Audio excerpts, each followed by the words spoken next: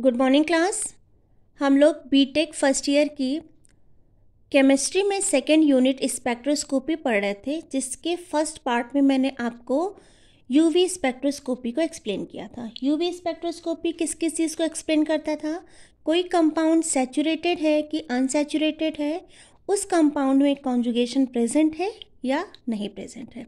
ये किसने दिया था? ये हमें यूवी स्पेक्ट्रोस्कोपी से पता चला। लेकिन यूवी स्पेक्ट्रोस्कोपी ये नहीं एक्सप्लेन कर पाया कि कंपाउंड में कौन सा फंक्शनल ग्रुप है। तो इस गैप को फिल करने के लिए इंफ्रारेड स्पेक्ट्रोस्कोपी आई। इंफ्रारेड स्पेक्ट्रोस्कोपी की हेल्प से हम किसी भी कंपाउंड में प्रेजेंट फंक्शनल ग्रुप को फाइंड आउट कर सकते हैं। तो क्या है कि जब कोई कंपाउंड आईआर रेडिएशन को एब्जॉर्व करता है या जब कोई कंपाउंड आईआर रेडिएशन की एनर्जी को एब्जॉर्व करता है तो इसकी कुछ एनर्जी में चेंज आएगा और उस चेंज को हम स्पेक्ट्रा के फॉर्म में रिकॉर्ड कर लेते हैं। और इस रिकॉर्डेड स्पेक्ट्रा की स्टडी हम जिसमें करते हैं उसको बोलते हैं आईआर स्पेक्ट्रोस्कोपी। और आईआर स्पेक्ट्रोस्कोपी जो होता है, आईआर स्पेक्ट्रोस्कोपी ये हमें किसकी इंफॉर्मेशन दे रहा है? फंक्शनल ग्रुप की, फंक्शनल ग्रुप की इंफॉर्मेशन देता है। कैसे देता है? जो कंपाउंड होता है, जब ये आईआर रेडिएशन को एब्जॉर्व करता है, मतलब कंपाउंड जो है वो आईआर रीजन की रेडिएशन को एब्जॉर्व करता है, तो इसकी एनर्जी में चेंजेस आते हैं, एनर्जी में इसके चेंजेस आते हैं। ठीक है, एनर्जी चेंज हो जाती है और उस चेंज एनर्जी को हम स्पेक्ट्रा के फॉर्म में क्या कर लेते हैं? रिकॉर्ड कर लेते हैं। और इस रिकॉर्डेड स्पेक्ट्रा को हम जिसमें स्टडी करते हैं वो हमारा क्या होता है? IR spectroscopy. क्लियर बच्चों? और आईआर स्पेक्ट्रोस्कोपी का जो रीजन होता है वो होता है हमारा 2.5 माइक्रोन से 15 माइक्रोन तक का रीजन जो होता है वो आईआर स्पेक्ट्रोस्कोपी होता है। और ये रीजन जो होता है ये लाई करता है किसके बीच? UV visible and microwave region के बीच ये रेंज क्या होती है? लाई करती है। माइक्रोवेव रीजन के बीच ये लाई करती है। क्लियर? मतलब यहाँ पे 1 माइक्रोन का मतलब होता है 10⁴ इनवर्स सेंटीमीटर इनवर्स। ठीक है, यानी हम इसको क्या कह सकते हैं? 400 से 4000 सेंटीमीटर इनवर्स का जो रीजन होता है इसी को हम आईआर रीजन कहते हैं। जब किसी सैंपल पे आईआर फ्रीक्वेंसी की रेडिएशन को पास कराते हैं, सपोज ये कोई सैंपल है, इस सैंपल पे जब हम आईआर रीजन की फ्रीक्वेंसी मतलब आईआर फ्रीक्वेंसी की रेडिएशन को जब इस सैंपल पे हम पास कराते हैं तो कुछ तो इस सैंपल के द्वारा क्या कर ली जाती है? एब्जॉर्व कर ली जाती है और कुछ ट्रांसमिट हो कर दी जाती है। ठीक है, अगर हम एब्जॉर्प्शन और फ्रीक्वेंसी के बीच एक ग्राफ प्लॉट करें तो उसी को हम बोलते हैं आईआर स्पेक्ट्रम। ठीक है, और ये जो ग्राफ होता है ये क्या होता है आपका? एब्जॉर्प्शन और ट्रांसमिटेड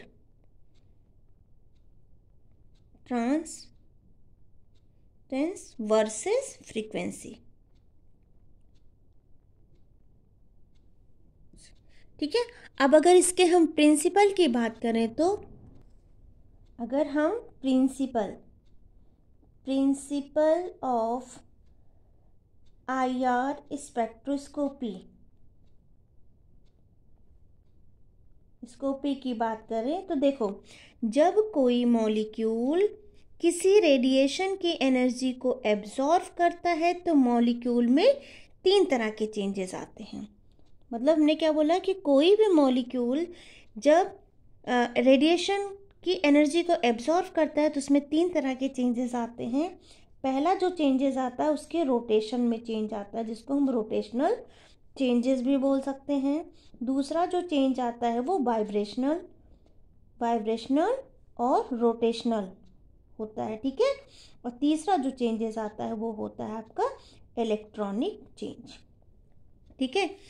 एटॉमिक लेवल पे ये तो मॉलिक्यूलर लेवल पे चेंजेस आ रहे हैं। एटॉमिक लेवल पे एक चेंज और होता है जिसको हम बोलते हैं ट्रांसलेशनल। क्लियर? लेकिन इन तीनों में से आईआर से जो एनर्जी चेंज होता है उसको हम बोलते हैं वाइब्रेशनल रोटेशनल। मीन्स जब कभी भी कोई कंपाउंड आईआर रेडिएशन की एनर्जी को एब्जॉर्व करेगा तो उसके वाइब्रेशनल रोटेशनल एनर्जी में चेंज आएंगे।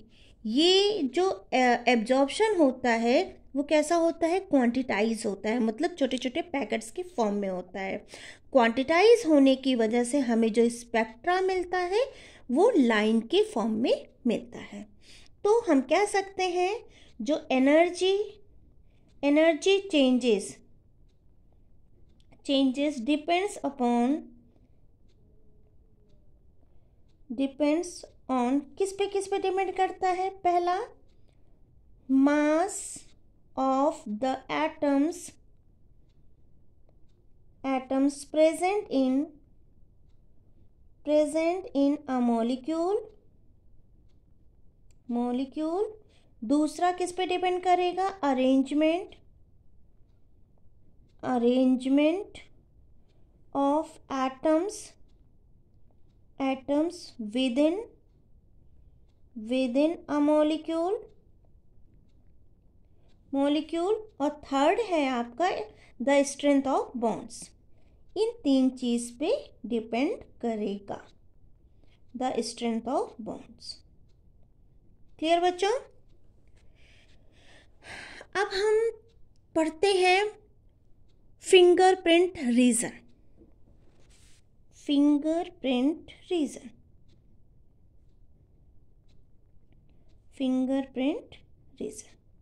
ओके बेटा, देखो आईआर रीजन जो होता है उसकी रेंज हमने क्या क्या बताई थी आपको? आईआर रीजन की जो रेंज बताई थी वो हमने कितनी बताई थी?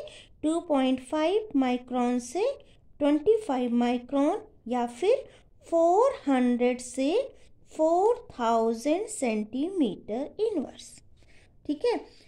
अब इसमें ये दो तरह से ये जो रेंज होती है इनको हम 2 पार्ट में डिवाइड कर सकते हैं।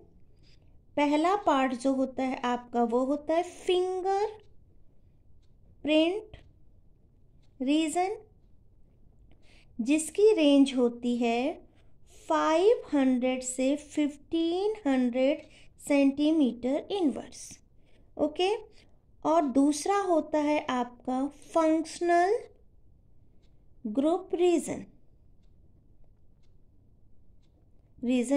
जिसकी रेंज होती है 500 से 4000 सेंटीमीटर इनवर्स। ये जो फिंगरप्रिंट रीजन होता है इसमें जो वाइब्रेशंस होते हैं वो कैसे होते हैं? बेंडिंग वाइब्रेशन होते हैं। इसमें जो वाइब्रेशन होते हैं वो होते हैं आपके बेंडिंग वाइब्रेशन। और इसमें जो वाइब्रेशन होते हैं फंक्शनल ग्रुप रीजन मतलब 1500 से लेके 4000 सेंटीमीटर इनवर्स की रेंज में जो वाइब्रेशन होते हैं वो आपके स्ट्रेचिंग वाइब्रेशन होते हैं।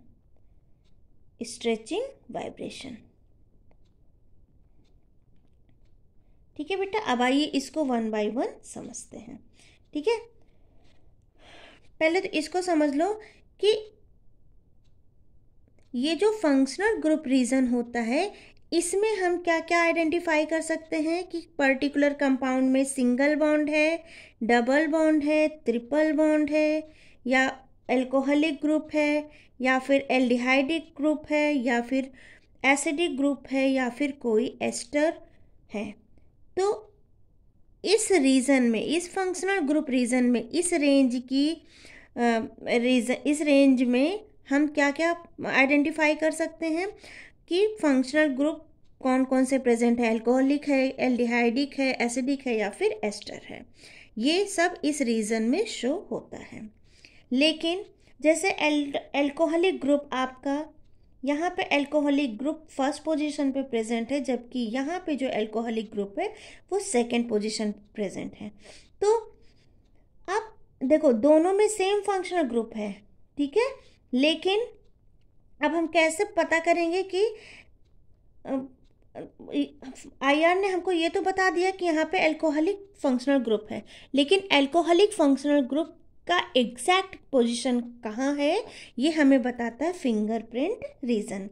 मतलब ये कैरेक्टरिस्टिक शो करते हैं, कैरेक्टरिस्टिक पर्टिकुलर फंक्शनल ग्रुप की कैरेक्टरिस्टिक को ये शो करते हैं। मतलब हम ये कह सकते हैं कि किन्हीं भी दो कंपाउंड का आईआर सेम नहीं हो सकता, उसमें कुछ ना कुछ कैरेक्टरिस्टिक ज़रूर होगा। क्लियर बच्चों? यहाँ तक किसी बच्चे को कोई डाउट? अब हम one by one bending, stretching इन सबको समझते हैं। तो हमने क्या बताया कि मॉलिकुलर वाइब्रेशन, मतलब मॉलिक्यूल में जो वाइब्रेशन होते हैं वो हमने आपको बताए कौन कौन से, स्ट्रेचिंग और बेंडिंग वाइब्रेशन। मतलब जब कोई कंपाउंड आईआर रेडिएशन को एब्जॉर्व करेगा तो वो दो तरह के वाइब्रेशन शो करता है, कौन कौन से? बेंडिंग वाइब्रेशन, जिसको हम फंक्शनल ग्रुप रीजन में पढ़ते थे, फंक्शनल ग्रुप रीजन में ही था बेंडिंग, हाँ नहीं फिंगरप्रिंट रीजन में पढ़ते हैं। और दूसरा है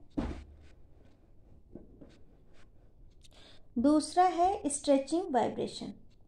ठीक, कौन सा है दूसरा? Stretching vibration. स्ट्रेचिंग वाइब्रेशन जिसको हम पढ़ते हैं फंक्शनल ग्रुप रीजन में।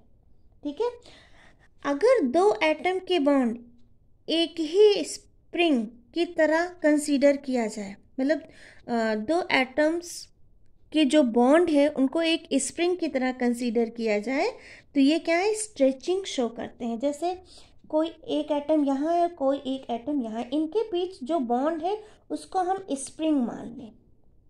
ठीक है, तो यहाँ पे जो स्प्रिंग है इसको हम बोलेंगे स्प्रिंग इज रिलैक्स्ड, मतलब रिलैक्स पोजीशन पे है। ठीक है, अब अगर हम इसको तेज से खींचें, स्प्रिंग को अगर हम खींचेंगे तो वो क्या होगी? उसमें स्ट्रेचिंग होगी। तो यहाँ पे जो ये जो स्प्रिंग है ये कुछ इस तरीके से आएगा। ठीक है, ठीक है, तो इसको हम क्या लिख सकते हैं? Spring stretched, spring stretched. ठीक, अभी हमने आपको बताया वाइब्रेशन कितनी तरह की होती है, दो, एक होती है स्ट्रेचिंग और एक होती है बेंडिंग। अभी हम पढ़ते हैं stretching vibration. Stretching vibration, stretching vibration वो वाइब्रेशन जिसके दो एटम के बीच बॉन्ड इंक्रीज या फिर डिक्रीज होता है लेकिन एटम अपने बॉन्ड एक्सिस में रहता है, ऐसे बॉन्ड क्या कहलाते हैं? Stretching vibration. मतलब हम क्या कह सकते हैं? Vibration in which distance between two atoms increases or decreases, but the atoms remain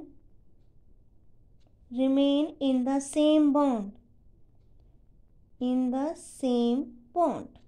ये क्या कहलाते हैं आपके? Stretching vibration. Same bond axis are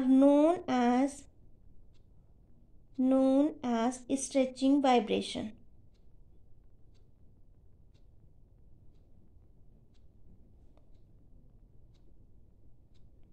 stretching vibration. ठीक है, अब दूसरा है आपका अच्छा, अभी स्ट्रेचिंग वाइब्रेशन के पार्ट को समझते हैं। स्ट्रेचिंग वाइब्रेशन जो होता है वो दो तरीके का होता है। एक होता है आपका सिमेट्रिक स्ट्रेचिंग वाइब्रेशन, और दूसरा होता है आपका असिमेट्रिक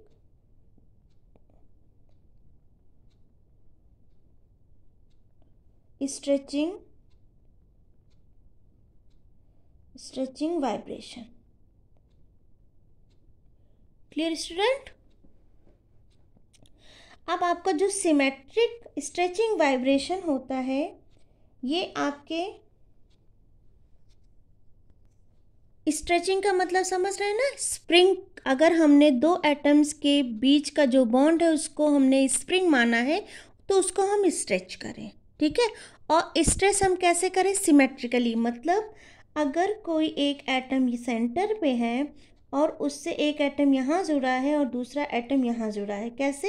एक स्प्रिंग के साथ, ठीक है। तो इसको जब हम स्ट्रेच करते हैं तो जितना ये इधर स्ट्रेच हो रहा उतना ही ये इधर भी स्ट्रेच हो रहा है, ठीक है। तो ये क्या हो जाएगा? स्ट्रेचिंग। यहाँ पे क्या हो रहा है? स्ट्रेच हो रहा है। अब अगर इसको हम ये स्प्रिंग रिलैक्स मोड में आ जाए तो यहाँ पे क्या हो रहा है? बेंडिंग, मतलब अब इधर की तरफ फोर्स जा रहा है, मतलब उसको हम बेंड कर रहे हैं। एस तो यहाँ पे हम क्या देख रहे हैं कि यहाँ पे दोनों एटम के बीच का जो डिस्टेंस है वो इंक्रीज या फिर डिक्रीज, ये डिक्रीजिंग पोजीशन है और ये इंक्रीजिंग पोजीशन है, हो तो रहा है, लेकिन बॉन्ड एक्सेस इनका क्या है? सेम है। ये जो बॉन्ड एक्सेस है इनका क्या है? सेम है। असिमेट्रिक स्ट्रेच, और इसको हम कैसे डिफाइन कर सकते हैं? इसको हम डिफाइन कर सकते हैं the mode of stretching,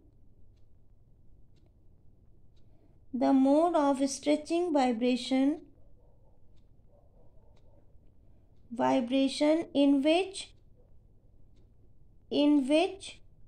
both the atoms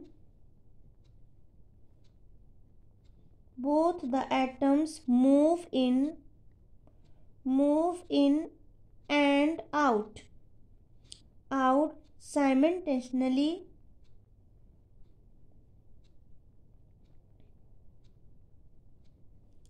is known as symmetric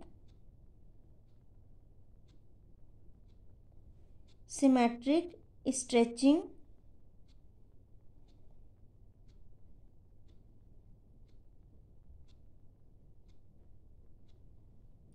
vibration, ठीक है बेटा। यहाँ इस डायग्राम के ऊपर आप क्या लिखोगे? इस डायग्राम के ऊपर क्या लिख लोगे? स्ट्रेच,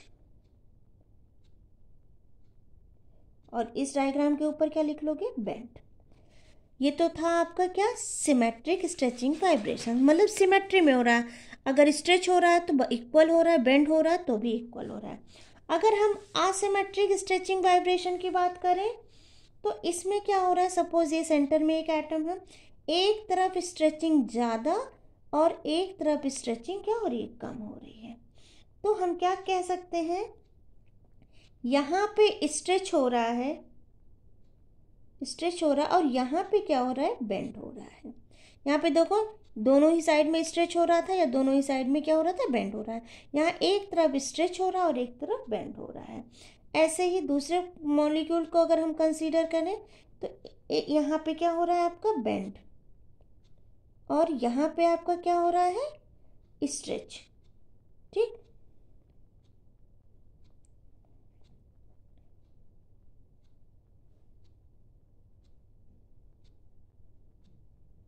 ये एसिमेट्रिक स्ट्रेचिंग वाइब्रेशन कहलाते हैं। तो एसिमेट्रिक स्ट्रेचिंग वाइब्रेशन को हम कैसे डिफाइन कर सकते हैं? The mode of stretching vibration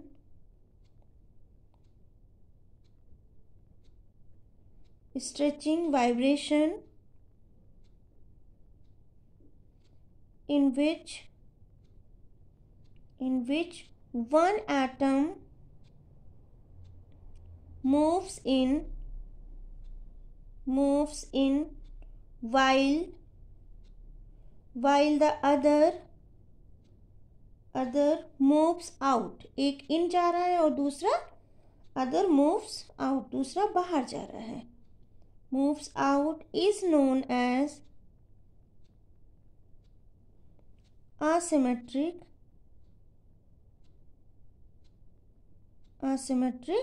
stretching vibration. Clear बेटा? क्या बताया जा रहा है? एक आउट हो रहा है तो दूसरा इन हो रहा है, तो यहाँ पे जो वाइब्रेशन होगा वो असिमेट्रिक स्ट्रेचिंग वाइब्रेशन होगा. ठीक है, ये तो हमने पढ़ा स्ट्रेचिंग वाइब्रेशन, जो हमने आपको बताया सिमेट्रिक और असिमेट्रिक. अब हम पढ़ते हैं bending vibration.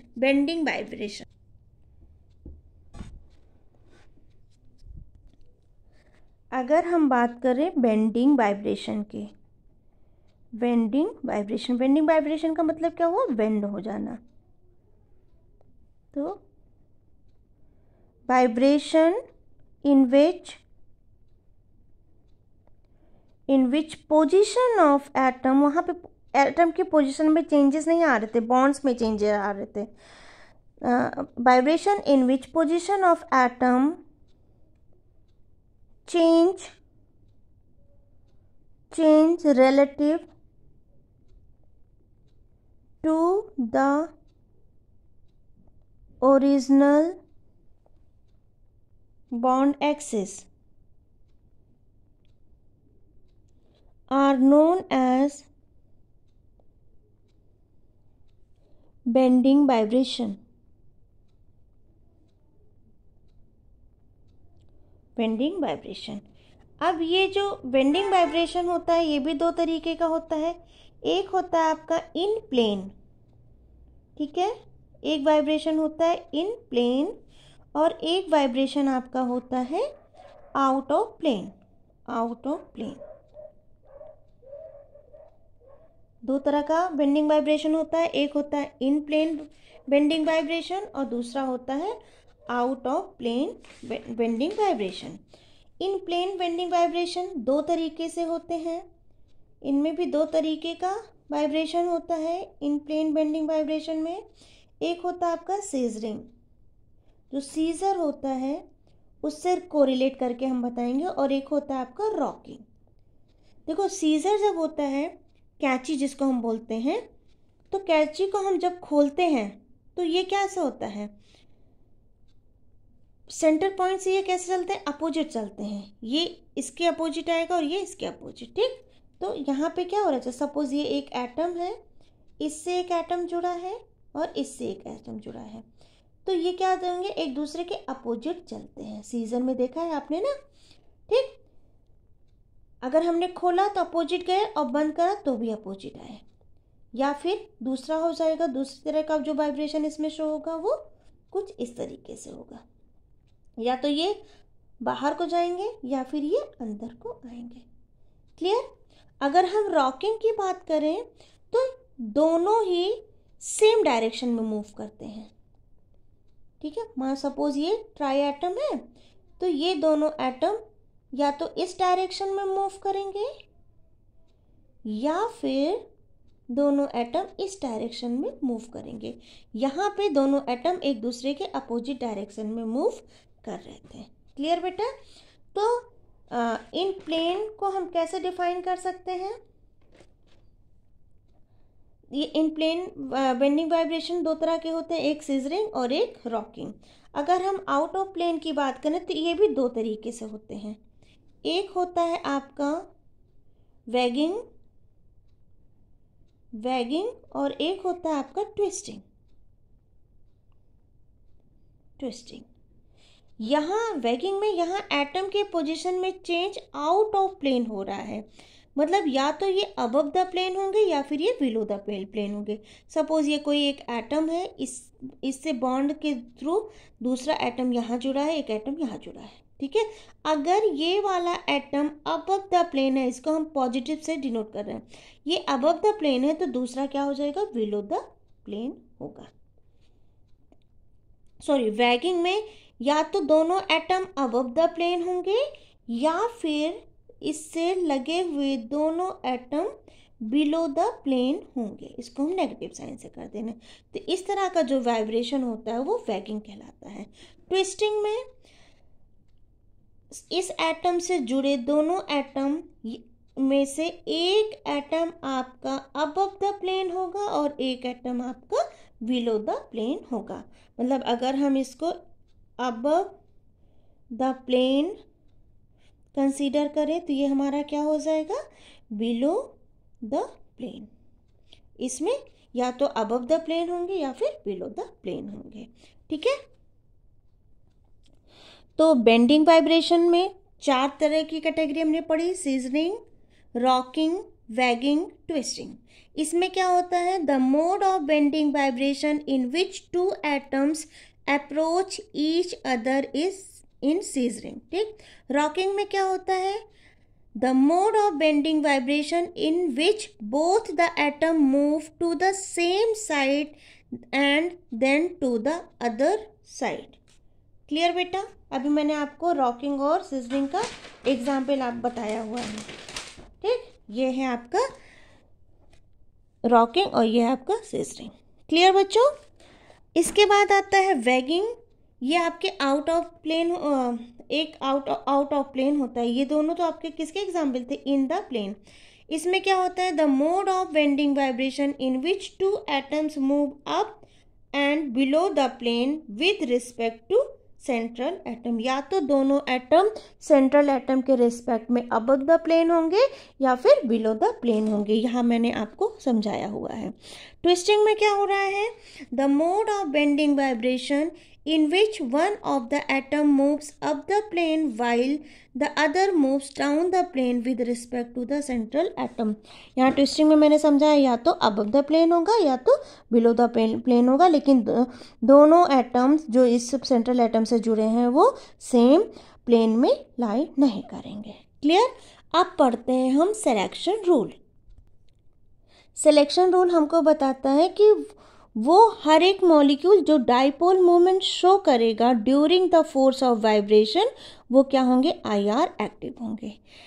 The dipole moment of molecule should change the course of vibration. मतलब जब वाइब्रेशन हो रहा है तो उनका डाइपोल मोमेंट क्या होना चाहिए, चेंज होना चाहिए। होमो atomic molecule like H2O2 N2, मतलब जो सेम एटम साथ में रखते हैं डाई एटॉमिक मॉलिक्यूल, वो क्या सभी क्या होंगे, IR इनएक्टिव होंगे। Heterodiatomic molecule like HBr, HCl, ये सब क्या होंगे, ये सब IR एक्टिव होंगे। होमो इनएक्टिव और hetero active. Try atomic molecules या फिर other molecules having centre of symmetry, अगर ट्राइएटॉमिक मॉलिक्यूल है और उसमें सेंटर ऑफ सिमेट्री प्रेजेंट है तो वो भी IR इनएक्टिव होंगे। लेकिन अगर वही angular triatomic molecule like H2O, SO2 जिसमें लोन पेयर होते हैं वो सभी क्या होंगे, IR एक्टिव होंगे। तो यहाँ से हम कौन सा मॉलिक्यूल IR एक्टिव है और कौन सा मॉलिक्यूल IR इनएक्टिव है यहाँ से हम फाइंड आउट कर सकते हैं। तो आई होप आपको समझ में आया होगा। Thank you.